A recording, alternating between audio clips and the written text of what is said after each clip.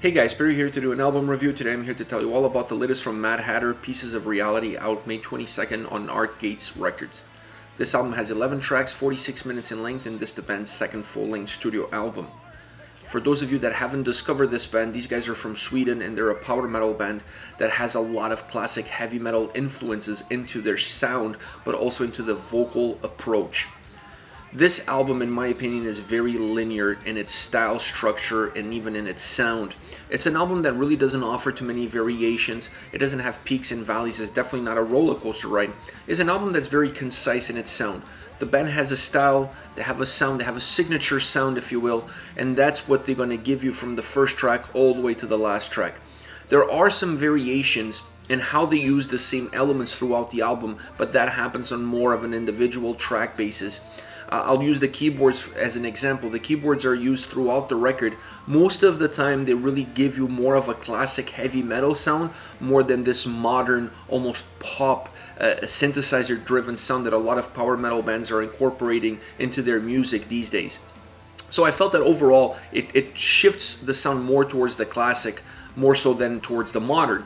But there's some songs where they incorporate that sound more in a modern way. So here you are using one element throughout the record, but then using it slightly different on a song in order to create the necessary changes so that the tracks don't become repetitive, they don't become redundant, so that you have similar tracks with similar feel, with similar sound, but with enough variations there in order to keep the listener engaged track after track after track. So I really like that aspect, and by the way, I really like the aspect of using the keyboards more in a classical sense, not as much as in more of a more modern sense. I think these days sometimes synthesizer pop-driven keyboards are way too predominant in power metal bands, and I think it takes a little bit away from the more old school traditional sound that these bands should have, at least in my opinion. So I like the fact that they didn't go down that road. They did a little bit, but they really driven the sound more towards the classical aspect of the genre. As far as guitars are concerned, I really enjoyed the guitars on this album. Amazing solos. The transitions into the solos, they do a great job transitioning from the choruses into the solos. They normally use these guitar bridges that really work well, with really creative riffs that allow the song to merge from one part to another, and the solos are magnificent. I love the power that the songs have, how driven the guitar riffs are. The overall guitar work on this album is really well put together. I really enjoyed it. It has also a little bit of that mixture of power metal with more classic heavy metal sound, and the solos also have that influence, that more classic heavy metal influence into how they sound, into how they're put together, into how they're constructed. So everything surrounding the guitars on this album to me was definitely a plus. It really made the record come to life, and it really gave the record a lot of energy. The drums on this record are powerful, they're heavy at times, but never overpowering. I think that's key when you have a record like this that really mixes power metal with classic heavy metal. You really need to know the balance as far as your drums are concerned, so that they don't overpower any of the songs, even the ones that are a little bit more heavy driven, that have a little bit more of substance, that have a little bit more bite. You still need to be careful to not allow the drums to overshadow the other elements, but to be one of the elements that really pushes the songs forward. Last but not least, I want to talk about the vocals, because when you talk about classic heavy metal, and more so when you talk about power metal, vocals, in my opinion, are the main component. You cannot have a good power metal album, you cannot have a good power metal band without a good vocalist. The vocals are essential in order to get the sound, in order to get the essence of what power metal is all about. I was really impressed with the vocals on this record.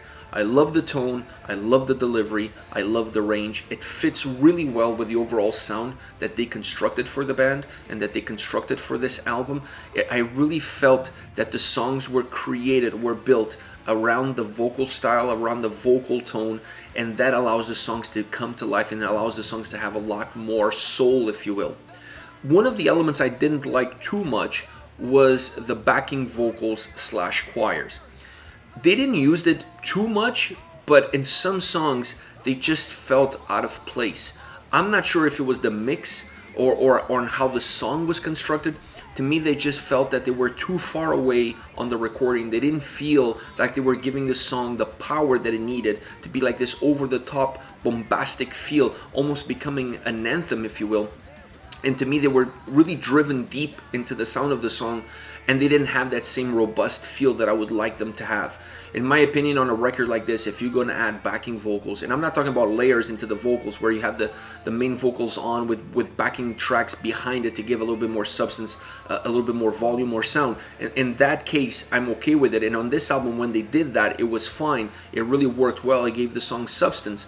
But to me, when you're using backing vocals almost as a choir in order to create more of an anthem feel to the song, a hymn, if you will, you really need to have them predominant in the forefront. In a few songs, when they used them, I felt like they were too much hidden within the song. They felt like they were too much deep, like they were really deep into the track, and I didn't get that sense of over the top. I didn't get that sense of becoming almost cinematic and really pushing the song to a different level. So to me, that was one of the negatives on the record for sure. But overall, if I look at the vocals, I have to be impressed with it, because I felt that the album, the songs were really created around the vocals in order to get the most out of it, in order to create the best songs possible, but also the most memorable ones, and the ones that have a lot more reach, that become a lot bigger, that have a lot more texture to it. Overall, for the fans of the genre, I really feel like this is an album that if you're a fan of power metal, you have to pick up this album. You have to at least check it out, because I really feel like you're going to walk away with a few songs on your playlist. This album has a few really hooky, catchy tracks that you just cannot walk away from it. So from the fans of the genre, this to me is one that you have to check out. But what I take away from this record is that this is only the second record from the band. I saw enough talent, I saw enough on this record to really make me want to push towards checking out a future album or future albums, because I really feel like the best from this band is still ahead of them. This to me kind of opened my appetite, was almost an appetizer. There was enough in this record to make me gravitate towards this band again. There was enough there to make me realize that they have a lot of talent, they have a lot of tools to work with, but they can do a lot bigger and a lot better in future albums. So to me, this is just a stepping stone for this band. They need to get the wind under their wings, and then sky is going to be the limit, because I really feel like they have all the tools to be a very successful power metal band. As far as songs are concerned, I want to start off with Queen of Hearts. Melodic opening, then it's off to the races. Fast tempo, the guitars are melodic, with the keyboards behind it really adding a lot of melody to the whole sound that this song has. The vocals really explode into the chorus, more so. They're more contained in the verses, but they really explode into the chorus. Powerful. It's a powerful song, both musically and vocally, because it has a great dynamic between the verses and the chorus. The guitar riff that comes after the second chorus is the perfect lead into the solo.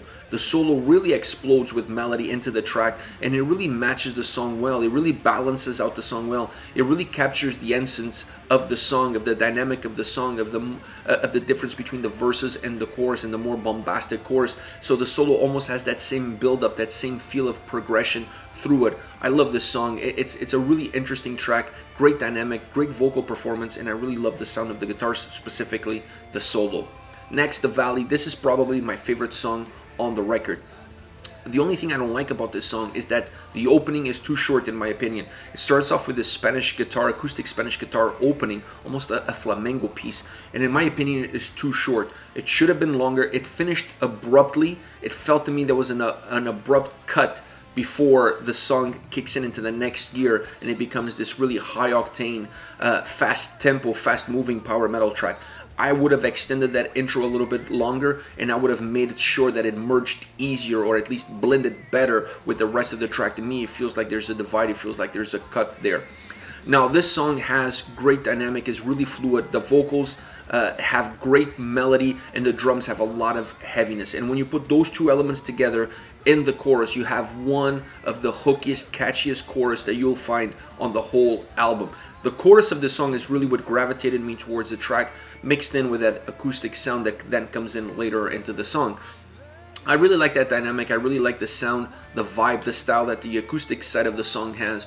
But the chorus is so hooky, is so catchy, is so powerful. It's just, this song has just one of the best hooks in the whole album.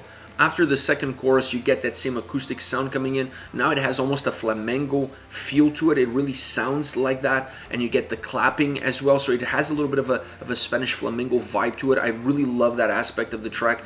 I almost wish that was also a little bit how the opening of the track was. Like I said, to me it was too short, should have gone a little bit longer. It goes a little bit longer in this middle bridge that then leads into a transition to an electric guitar and then into the solo. So I like that middle piece. That middle piece was definitely long enough. It really allowed me to savor that sound of that acoustic guitar, that flamenco. I just wish the intro, like I said, was a little bit longer to match almost the same length as you got in the middle of the track.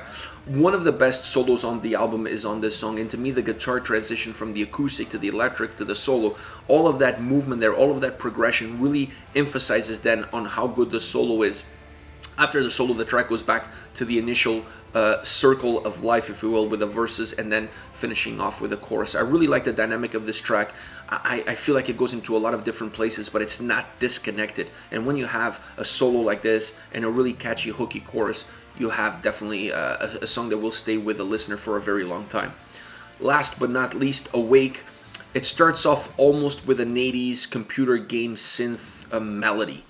They used the synthesizer, like I said before, a lot throughout the record, more so in the classic terms, less into this more pop-driven synthesizer power metal that we have a lot of bands doing these days.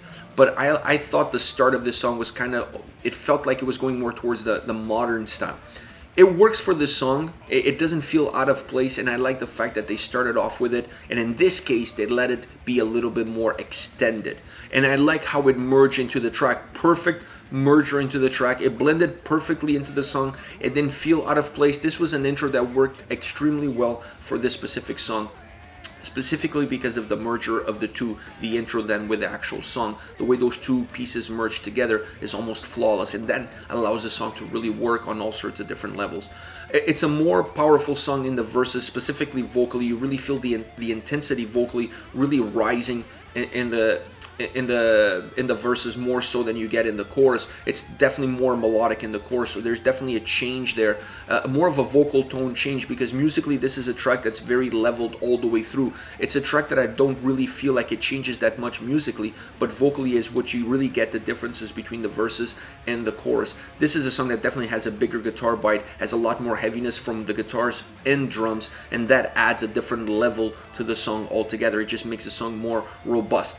The choir backing vocal bridge, and this song works well. This song doesn't feel faded into oblivion or deep into the track. So in this song, because it's a bridge, it kind of works well, and it allows the song to continue to transition into the solo and then come full circle. I like how this song is structured. I like how this song is put together. I love the keyboard melody that the track has, and I like that opening more so, like I said, because of the way it transitions then to the song. It's really well blended. Really interesting track. Really well constructed, and it's a very different song that offers some of the same elements that you're going to get throughout the record. Alright guys, this is it. This is Mad Hatter with Pieces of Reality, out May 22nd on Art Gates Records. Let me know your thoughts on the band, on the singles. Use the comment section below. I'll read those and get back to you. Take care guys.